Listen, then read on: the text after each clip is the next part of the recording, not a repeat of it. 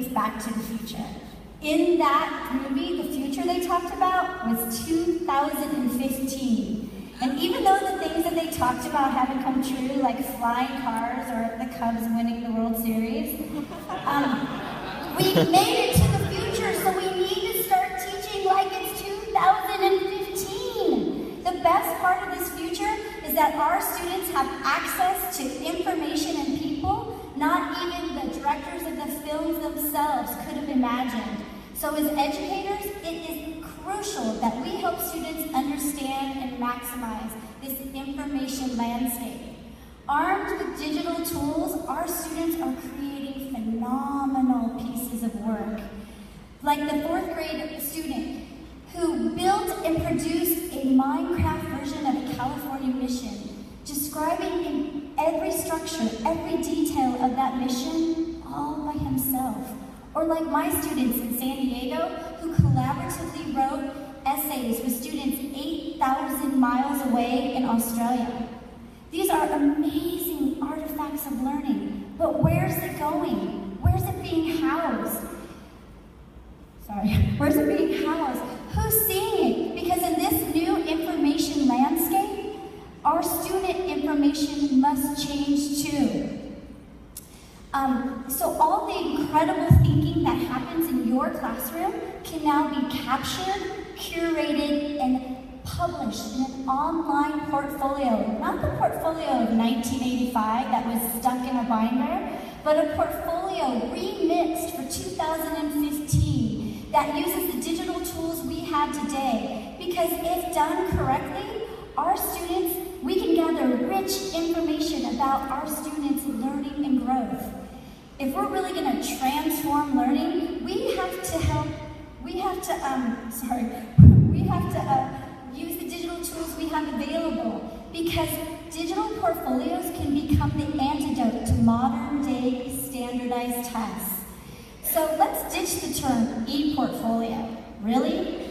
And what about digital portfolios?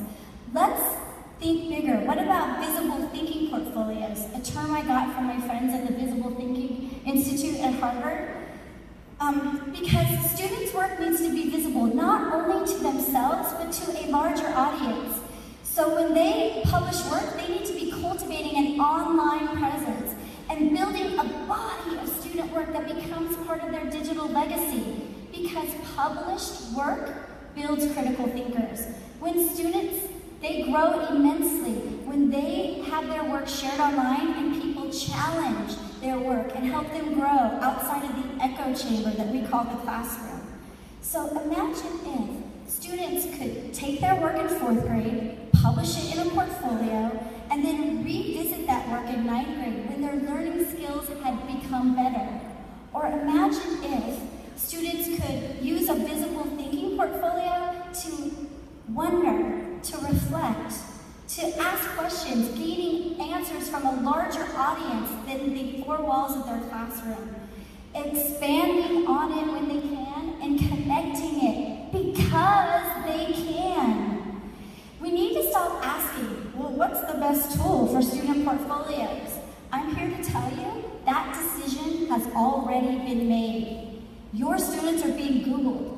And students need to understand that what they put online is being indexed by Google. So they need to learn, so it's becoming their default digital portfolio. So we have to teach them how to populate this student, or populate their online web presence with a purpose. Because, as Austin Kleon says, if it may seem extreme, but in today's day and age, if work isn't online, it doesn't exist. Great work does not happen in a vacuum. Students' work needs to be visible to not only the learner, but the world. After all, this is their world. We need to get them ready to share their artifacts and to take from their past and build for their future, because their future, going with the theme of the movie, is 2045.